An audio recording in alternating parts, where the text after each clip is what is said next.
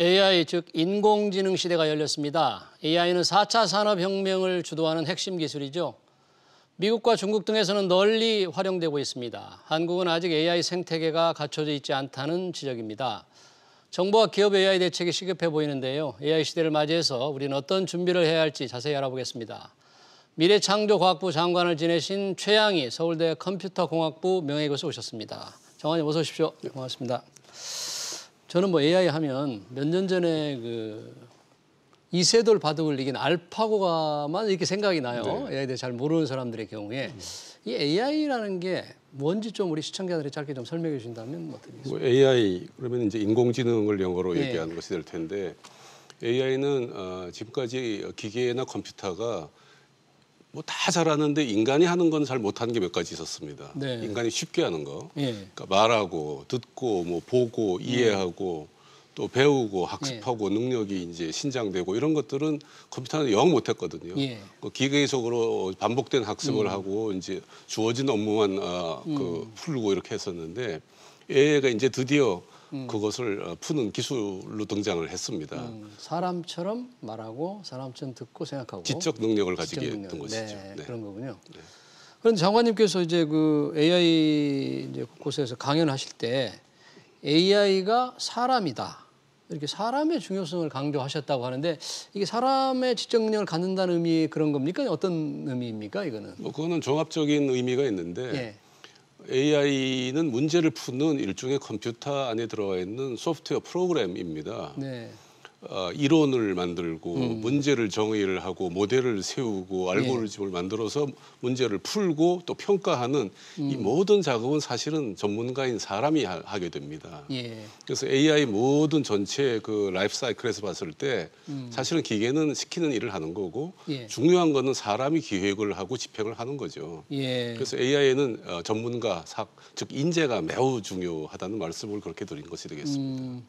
AI를 도입하거나 활용할 때도 그 사람, 예를 들면 뭐 최고 경영자의 의지, 이해도가 더 중요하다. 뭐 이런 얘기시네요. 네, 그렇습니다. 대개 이제 기업이라든가 기관, 뭐 예. 대학도 마찬가지지만 최고 경영자가 그냥 이해하거나 동의하는 수준에서 추진해 갖고는 일이 안 됩니다. AI는 특히 그 회사 조직의 변혁, 업무 프로세스의 재설정, 예. 뭐 여러 가지 이제 업다운이 있기 때문에 최고 경영자가 강한 추진력을 가지고 내 일이다 하고 끌고 나가야 됩니다.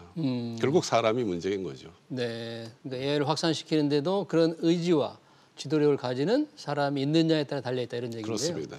AI가 지금 뭐 널리 활용되고 있다고 그러잖아요. 네. 여러 분야에서 활용되는데 네. 장관님 보시기에 어떤 분야에서 가장 이런 어떤 혁신의 생태계가 잘 돌아갈 수 있습니까? AI 기술로? 사실 AI가 지금 적용되어서 성과를 내고 있는 분야는 굉장히 많습니다. 예. 물론 AI가 만병통치약은 아닙니다. 예. AI가 잘 들어가서 성과를 내려면은 세 가지의 조건이 있는데 예. 하나는 혁신이 꼭 필요한 분야여야 됩니다. 뭐 지금까지 해서 잘 되는 거를 굳이 AI가 들어갈 필요는 없겠죠. 혁신이 필요한구나. 예, 네. 두 번째는 그 업무에 관련된 그 도메인에 소위 관련된 정보나 데이터가 많이 축적되어 있으면 아주 좋습니다. 정보와 데이터, 빅데이터가 이렇게 축적되는 그렇습니다. 좋겠네요. 세 번째가 아까 말씀하신 CEO의 추진력, CEO의 의지. 사람의 의지, 사람이 이제 개입되는 거죠. 그래서 앞에 혁신이 필요한 건 예를 들어서 예. 그 의료 분야에 보면은 뭐 엑스레이나 MRI 사진이 많이 나오지 않습니까? 예. 그걸 지금까지는 사람이 보고 판독을 했단 말이죠. 네. 뭐 굉장히 피곤한 일입니다. 그렇죠. 양도 많고 그래서 가끔 이제 에러도 나고 네. 새로운 병은 발견하지 못합니다. 그런 걸 AI가 들어가서 사람보다 훨씬 뛰어난 능력으로 했습니다. 뭐 혁신을 달성한 거죠. 비용도 절감을 했고 뭐 자율주행 자동차도 마찬가지죠. 사람이 운전하면은 많은 사고가 나는데 무사고 자율주행 자동차가 이제 나올 날이 멀지 않았습니다. 예. 그런 혁신이 이루어지는 산업으로 볼 때 좀 구체적으로 어떤 산업에서 지금 어떻게 일어나고 있다. 뭐 이런 사례를 좀 하나 들어서 말씀해 주시면 산업 사례는 굉장히 많습니다. 제일 가까이 우리가 매일 접하는 예. 거는 유통 분야가 있습니다. 유통. 뭐 우리나라에 이제 뭐 쿠팡이라든가 뭐 G마켓, 마켓컬리 예. 이거로 보면 아마존, 알리바바 이런 등에서는 물류죠 이게. 예. 그러니까 주문한 것을 어디서 물건을 가지고 와서 창고에 보관했다가 스케줄을 잡아서 예. 이제 배달을 하는 이런 운송을 하게 되는데 예. 이 과정에 AI가 미리 예측해서 가장 빠른 시간에 적재적소로 물건을 배달하는 그리고 전체 경비를 절감하는 이런 것이 아주 대단한 효과를 보고 있습니다. 그래서 이 물류 기업은 사실은 물류 기업이 아니고 AI 기업이라고 불러야 됩니다. AI 기업으로 불려야 된다. 네. 네. 아까 말씀드린 이제 의료 분야도 있고 예. 교육 분야도 있고 예. 뭐 교통 자율주행 예. 자동차 그런 분야라든가 뭐 정부도 요즘 민원 서비스를 전부 다 AI를 도입해서 하고 있습니다. 미리 알아서 뭐 세금 관련 안내를 한다거나 뭐 건강 관련 안내를 하는 등 많은 서비스가 지금 그 AI 나타나고 있습니다. 의료, 물류는 조금 이해가 되는데 왜 농업도 AI 분야에서 뭔가 굉장히 변화가 많을 거라고 하는데 잘 매치가 안 되는데 농업은 어떤 저는 측면에서 이제 AI 응용 분야 중에서 농업을 굉장히 강조하는 어떤 면에서 네요. 예를 들어서 지구나 인류가 당면한 가장 큰 문제 중에 하나가 기후 온난화 문제입니다. 기후 변화. 네. 기후 온난화가 되면은 농업이 큰 타격을 받습니다. 예. 기온이 올라가면은 그렇죠. 일단 병충해가 굉장히 들끓습니다. 생산성이 떨어져요. 예.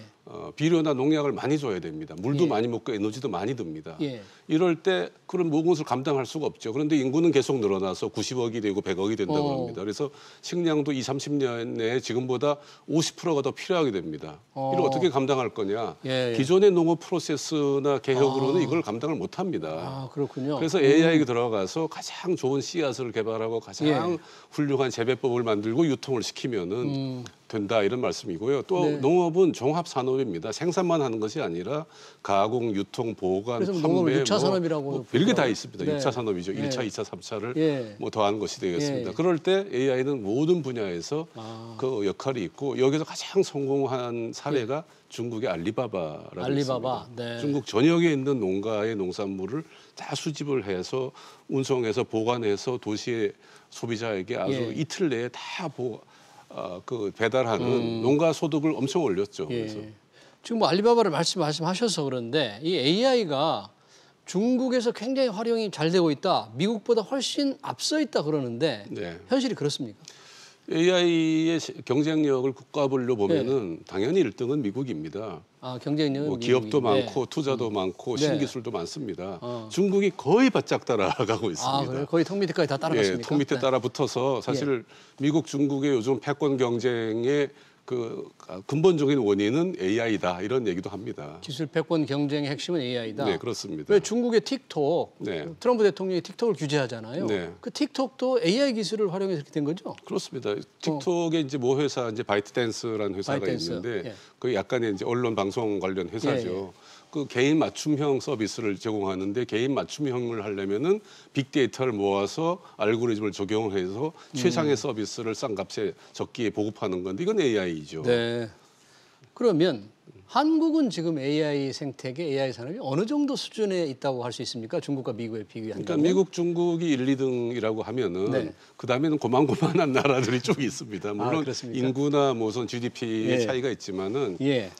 아주 단순하게 말씀드리면은 미국, 중국과 비교해서 한국은 AI에 관련된 규모로 봤을 때 50대 1 정도입니다. 50대 1. 그 나라가 50이면 우리는 1. 그거밖에 안 됩니까? 그거밖에 안 되는 것 같지만 다 그런 나라들입니다. 거기에 있는 나라들이. 중국, 미국 빼면 다 우리나라도 그렇지만 다른 나라도 그렇다는 말씀입니다. 난쟁이들이네요. 그러니까 네. 그거에 뭐 좌절할 필요는 없고 그런데요. 우리나라는 이제 튼튼한 디지털 생태계라든가 정부의 정책이라든가 뭐 학구열 이런 게 있기 때문에 잘 하고 또 집중해서 몇 가지 분야를 선택을 하면은 50대 1을 10대 1로 줄일 수도 있겠습니다. 아니, 장관님 그 미래창조과학부 장관님도 하셨는데 당시 AI 좀 육성을 좀 많이 하셨으면 50분의 1이 안 됐을 텐데 그때는 어떻게 하셨나요? 그때 제가 작년에 우리나라가 AI 종합 국가 전략을 네. 한번 발표를 했습니다. 예.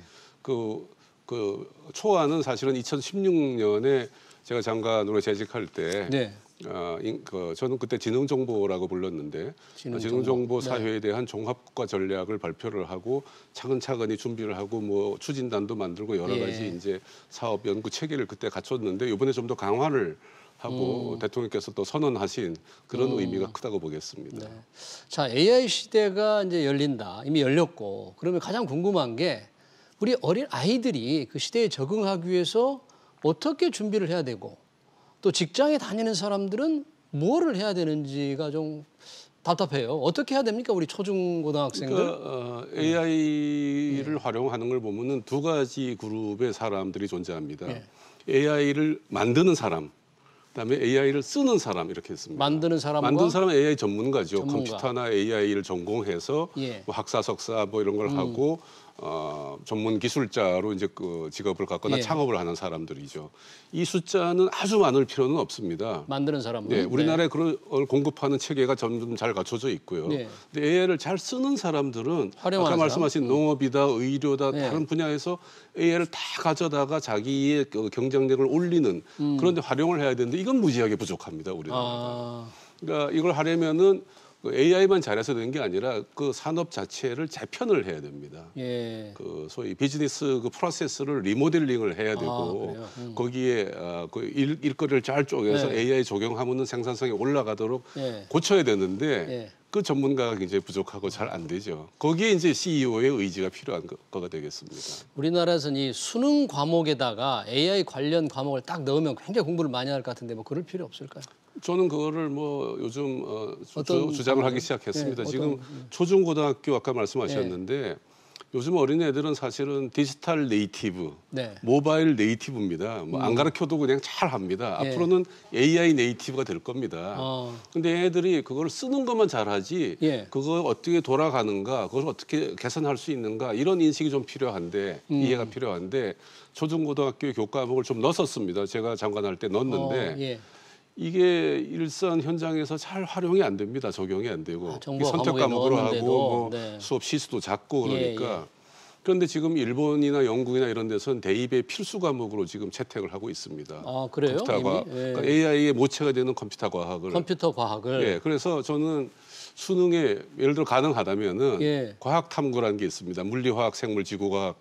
에서 고르는 게 있는데 거기에 5번째 과목으로 컴퓨터 사이언스, 전산과학을 집어넣어 준다면은 전산과학을 이 미래 세대가 미래 사회를 준비하는데 굉장히 도움이 될 거고 사실 괜찮을 거다 이런 생각을 하고 있는데 많은 이제 사회적 합의가 필요합니다. 네, 그렇겠군요. 또 하나 걱정은 AI 시대가 활짝 펴면 저 같은 사람도 일자리가 없어지지 않을까, 제자리에 AI가 앵커를 보지 않을까 이런 걱정인데 사라지는 일자리 얼마나 많을까요? 꽤 많습니다. 저희가 그 아까 말씀드린 그 AI 전략을 저희가 발표할 때 전문 컨설팅 기관에 의뢰해서 그걸 조사를 해봤더니 한 15년 뒤에 우리나라 전체에 일자리가 아니라 일하는 시간이 사람이 일하는 시간이 반으로 준다. 나머지는 기계나 소프트웨어가 한다 이렇게 나옵니다. 그렇다고 일자리가 반으로 주는 건 아닙니다. 왜냐하면은 주당 일하는 시간이 줄어들기 때문에 실제 일자리는 뭐 그렇게 많이 줄지는 않고 또 새로운 일자리가 많이 생깁니다. 그러나 AI가 가져올 가장 큰 문제인 일자리 문제는 어떻게 봐야 되는가 하면은 AI로 잊어버리는 일자리에 종사했던 바로 그 사람 이 재교육이나 다른 걸 통해서 그 좋은 일자리로 갈 수 있느냐? 재교육을 통해서 그 좋은 일자리를 갈 수 새로운 있느냐? 일자리 또 챙기는 일자리. 그 어렵죠. 이건 굉장히 첨단 기술이 필요하고 차근차근 준비했어야 되는 일자리인데 예를 들어서 자율주행 자동차가 퍼져가지고 버스 기사나 트럭 운전수가 일자리를 잊어버렸다. 이분들한테 AI 재교육을 시켜서 AI 반도체, AI 유통, 뭐 빅데이터 이런 데 투입하면 그게 가능하겠습니까? 굉장히 어려운 일이죠. 정부가 재교육에 예산을 많이 투입을 해야 되겠네요. 재교육은 이제 자체 직원 재교육하는데 직원 재교육. 없어지는 직업군에 대해서는 굉장히 어렵습니다. 그래서 여기에 아주 철저한 그 준비가 필요하고 사회 안전망이 꼭 필요합니다. 일자리에 많은 변화가 있을 것 같은데 지금 이렇게 직장에 다니는 사람들도 그런 게 좀 대비를 해야 될 텐데. 그렇습니다. 그래서 뭐 어떤 직장들은 전 직원을 대상으로 해서 아주 초보적인 AI에 대한 이해 이런 재교육을 시키는 데도 있는데 저는 필요하다고 봅니다. 그렇게 어렵지 않습니다. 알겠습니다. 뭐 할 얘기가 좀 많지만 시간 관계상 여기까지 듣겠습니다. 지금까지 최양희 전 미래창조학부 장관이었습니다. 고맙습니다. 감사합니다.